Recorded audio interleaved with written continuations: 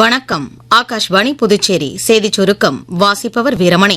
போதைப் பொருட்களுக்கு எதிரான நாடு தழுவிய கூட்டு பிரச்சாரம் இந்த ஆண்டு மார்ச் 31ஆம் தேதி முதல் தொடங்கப்படும் என்று மத்திய உள்துறை அமைச்சர் திரு அமித்ஷா அறிவித்துள்ளார். நேற்று புதுடெல்லியில் நடைபெற்ற போதைப்பொருள் ஒருங்கிணைப்பு மையத்தின் 9வது உயர்மட்ட கூட்டத்தில் பேசுகையில் அவர் இவ்வாறு தெரிவித்தார். 3 ஆண்டுகள் நடைபெறவுள்ள இந்த பிரச்சாரத்தின் நோக்கம் போதைப்பொருள் இல்லாத நாடாக இந்தியாவை மாற்றுவதாகும். 70வது அதி விசிஷ்ட ரயில் சேவா விருது வழங்கும் நிகழ்ச்சி நேற்று புதுடெல்லியில் நடைபெற்றது.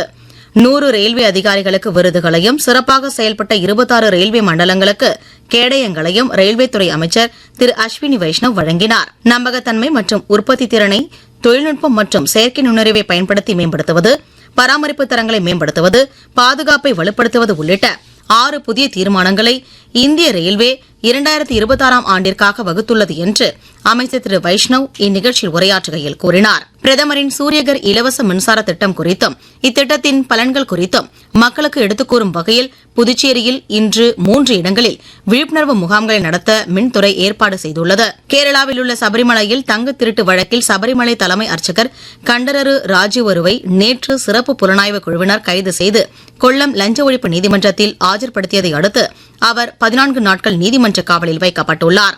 தலைமை அர்ச்சகர் கண்டரரு சபரிமலையில் 2 தந்திரிகளில் ஒருவராவார். இந்த வழக்கில் 13வது குற்றவாளியாக இவரை சிறப்பு புலனாய்வு குழு சேர்த்துள்ளது குறிப்பிடத்தக்கது.